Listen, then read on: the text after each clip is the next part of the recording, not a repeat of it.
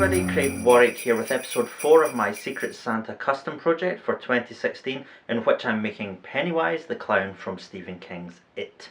In the previous video you would have seen me prepare the base body using the Marvel Legends Grim Reaper, and in this video you're going to see me doing a lot of time-lapse stuff, various techniques with an epoxy putty, and I use Milliput, this one. There's lots of different brands out there. That's one that works well for me, so I stick with what I know, but experiment with what you find best. So I'm going to be focusing initially on the head, trying to get that right. I chose the Grim Reaper face because he has those really bare exposed teeth, and that allows me to sculpt a very expression-filled face around it. I'll also be sculpting down his shoulders and the ends of his sleeves, also his hands, doing something there. And for his body, of course, I'm using the satin material. I have got in the satin now. It is not what I was looking for, unfortunately. That's the problem with buying online with material. So I'm going to go back to the satin I picked up in the previous episode from the material shop. It's very light, and what I'm going to be doing is actually, as a final step, airbrushing that to get it the right colour and the highlights and sort of deep shades that I need in there. So hopefully that's going to turn out alright.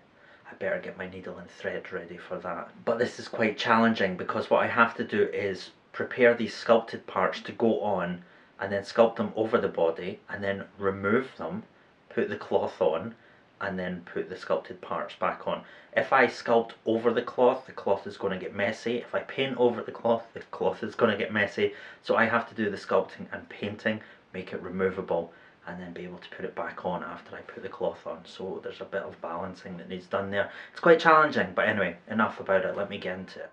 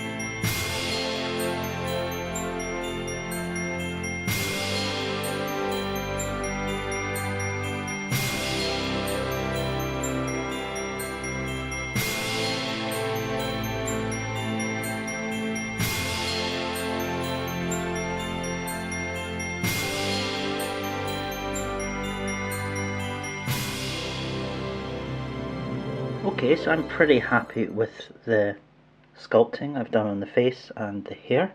I think they're looking pretty good. The Grim Reaper served well.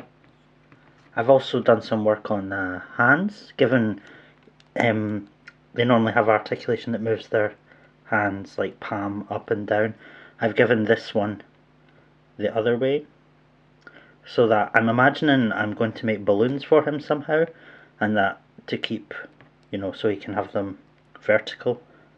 The balloons coming up here, he'll need to have that ability to rotate at that angle.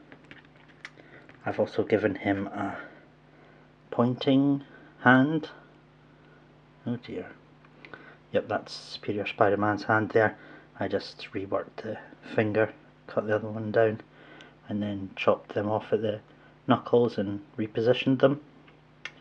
So it's a pointing finger, or I guess a come here finger, which should look pretty good with the balloons. We'll have to think of some other hands to give him. I did have the ones I showed you earlier in the other video, just the flat ones, and this kind of one, which I can use as well. Need to do more sculpting, make the fingers a bit more glove-like, and put the 3 lines. I can see I've started doing that on the back of there. The 3 lines that they describe in the book and that he has in the movie. Like cartoon gloves. So I've done sculpting on the shoes as well. Not gone into a huge amount of detail there, just want to suggest that they're shoes, because hopefully no one will be looking at them too much. I'm going to sculpt the frills around his neck. I'm going to take his head off. Oh, just want to make, there we go. Yep, I want to keep that safe. And then I've got some tin foil, aluminium that I'm just going to push over his neck, and then I'll push it down so it's a nice tight fit. And then I'm going to sculpt on top of that the frills. That'll let me get a good fit to the body, but it will also let me take it off at the end of the day, because I don't want the frills actually stuck to him. I've still to put the cloth under here, and I'm going to, you know, glue it around the shoulders, and then put the frills that I've sculpted on top, and hopefully that should fit nicely, what with having a nice tight fit from this being under there. And I guess that's about it for the time being, so that's just a little update on where I am, and I'll crack on with it.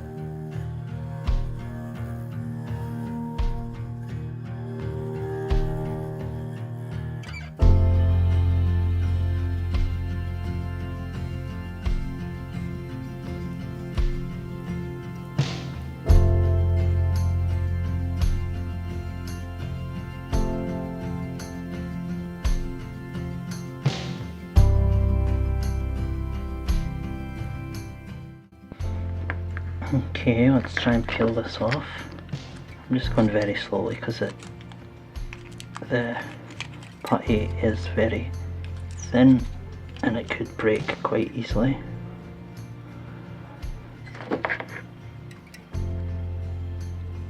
Okay, so we have it. Yeah, that's obviously not it finished, by the way. Don't go, oh my god, that looks terrible. So I'm just making the base, then I'm going to sculpt the other frills on top. Yeah, as it's sitting in place. Tidy it up around the edges. But yeah, that's it there, so that when I do sculpt the cloth, it'll be under there. I'll just put that on top. Glue it down. Just making sure he can still articulate under there. Yeah, looks good, so I'll keep working on that. Woohoo!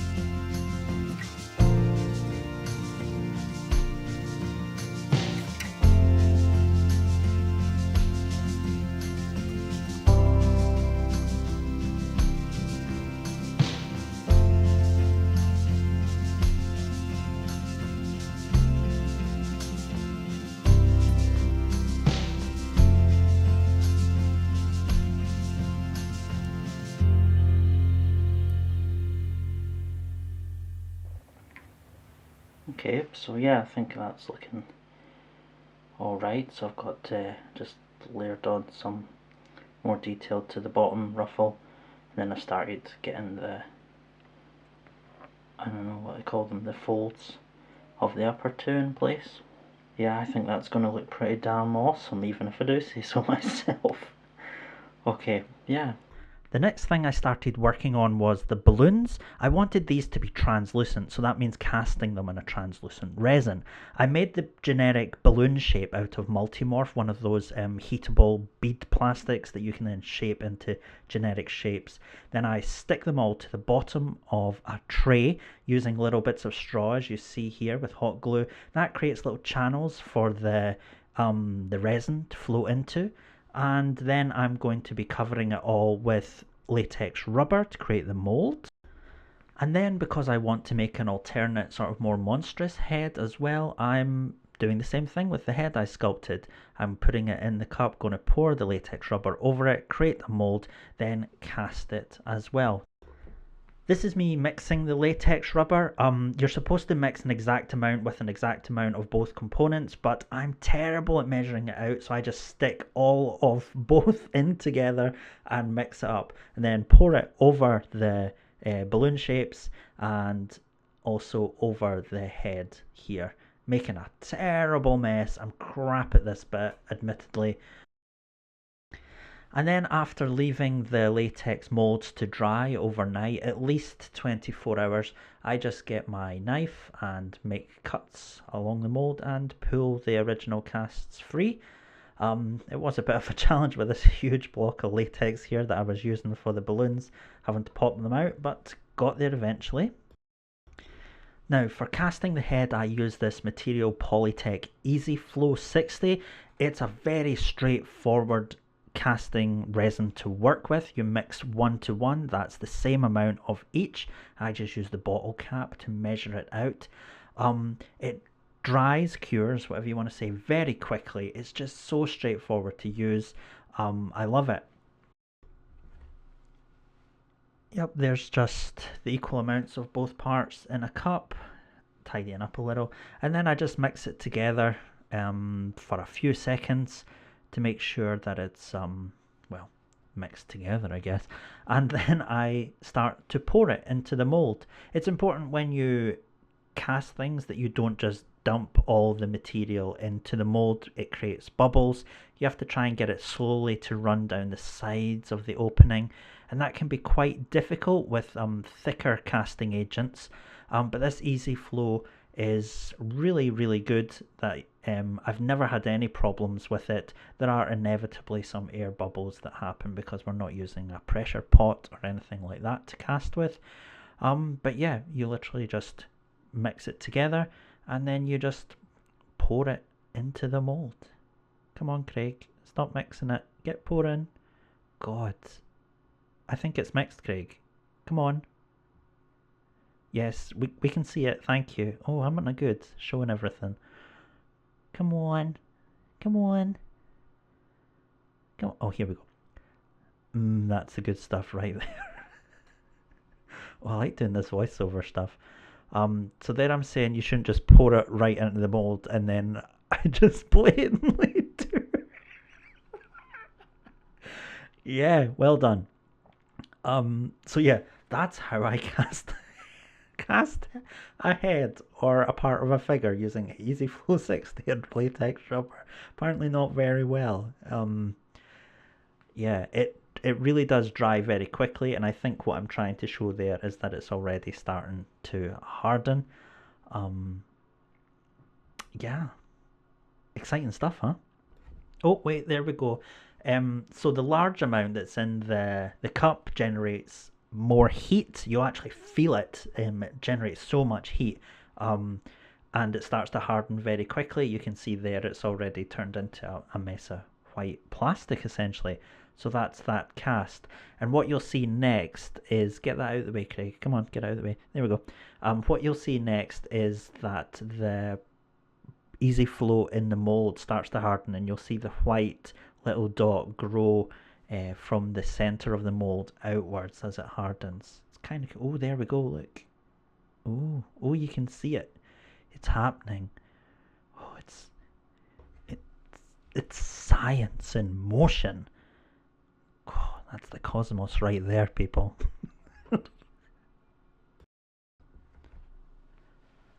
So this is sped up just a little, but this really only takes about 10 minutes for this to get really hard.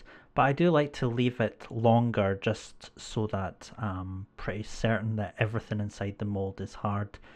So perhaps an hour or so, come back, yeah, see it's rock hard. And then you can just pull the mold apart because we previously cut the mold to get the original head out of there. So just pull it apart on those lines again, and hopefully it should in a minute just pop out. It'll come out with this sort of crown on it, where the straw and obviously the top of the mold were, so he'll have this weird hat on when he comes out. Come on, Pennywise, out we come.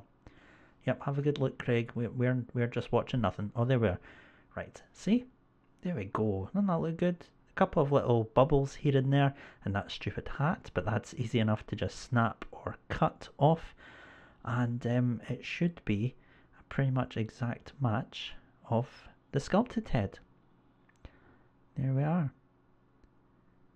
Some of the more complex shapes don't quite come out in a cast, but they are pretty good for replicating anything you do. Not good for hands and very thin shapes, but pretty much perfect for doing head casts. And yep, it fits perfectly on the body as well there. Yeah, looks quite good, huh? I like it. Wonder who made it. It's clearly a genius, whoever he is. Okay, oh, what am I doing there? Am I making out with it? Oh no, I'm taking a closer look. As you can see on the top of the nose there's an air bubble. That can be easily filled in with sculpt, but I'm going to be doing something a bit crazier with this additional head sculpt anyway. And in the background there I've got the mold so I can reuse it with more easy flow if I ever feel the need. Next up, I'm trying to cast the clear resin balloons, and I'm using, what does that say, Polylite 32032 water clear polyester and the catalyst that goes along with it. Now this was much more complicated than the easy flow.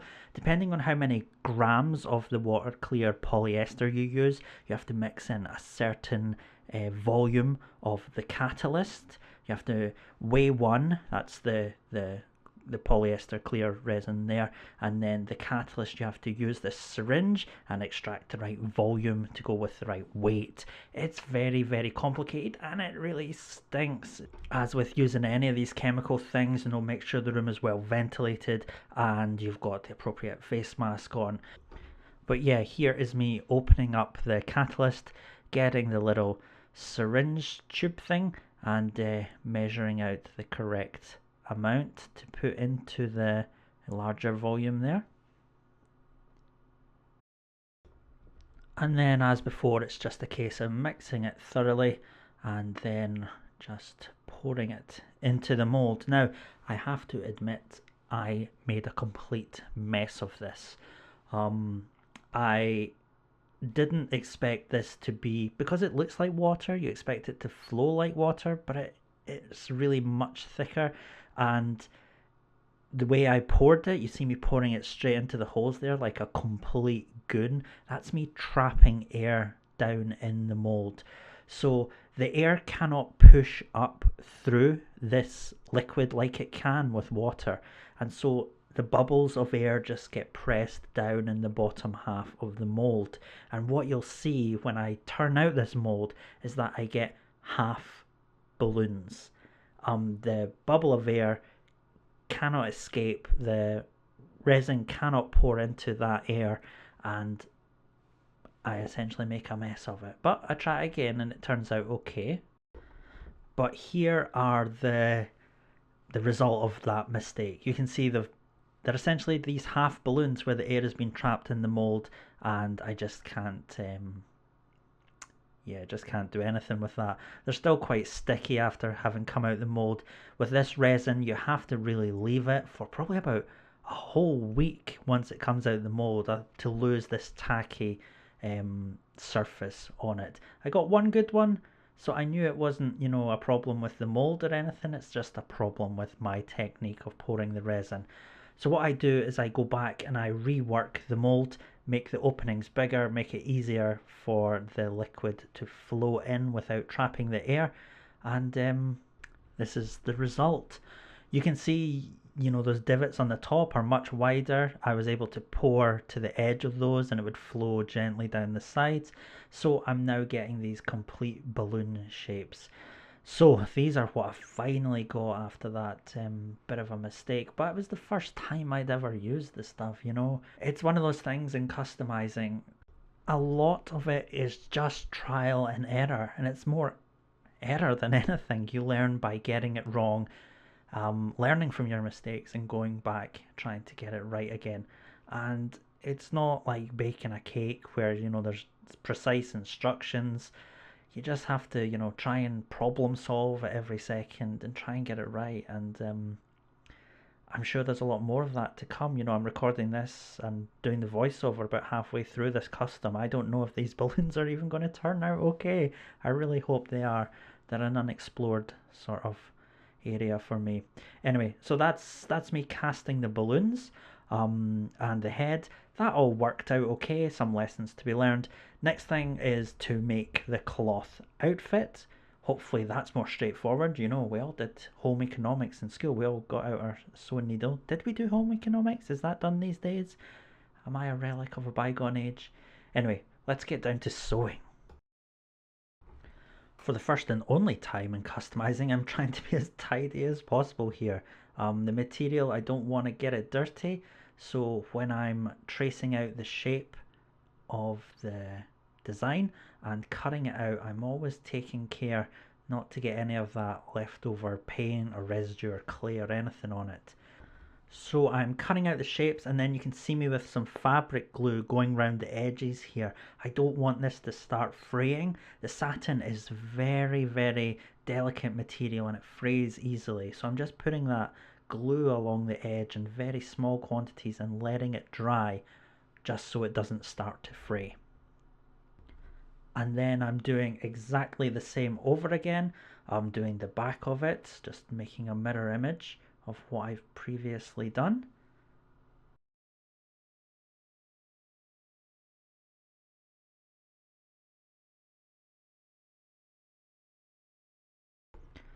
And again, getting my fabric glue along the edges to prevent the material from fraying as I sew it. And this is me doing the sewing. I don't have any particular technique or stitch I use. I don't know any. I just pass the needle back and forward through the material and do it as small and as tightly as possible. And then once I've done both sides, I stitch them together. The idea here is that I'll then be able to turn it inside out and it'll look like a baggy clown suit. Or so we hope, at least. Alright, so after a lot of sculpting and sewing, God, a lot of sewing, really not good at that. Here he is.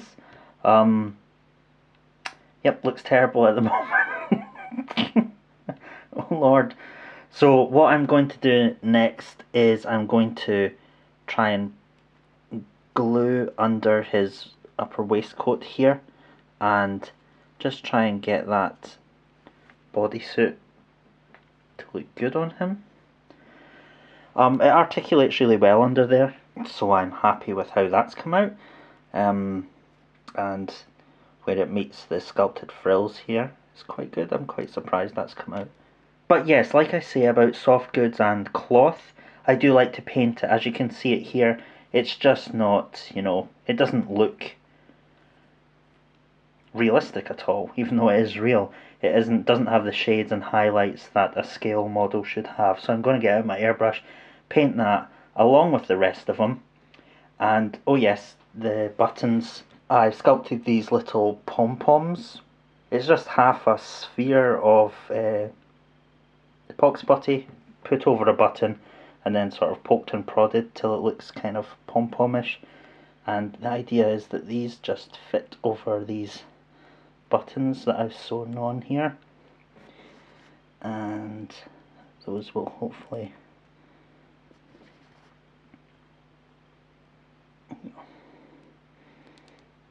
There we go.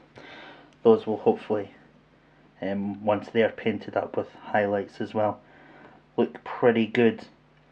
Like I said previously, I didn't want to use actual pom-poms for those. I think they look pretty good. So yeah, I am quite confident he's going to turn out great, even though he doesn't look that great right now.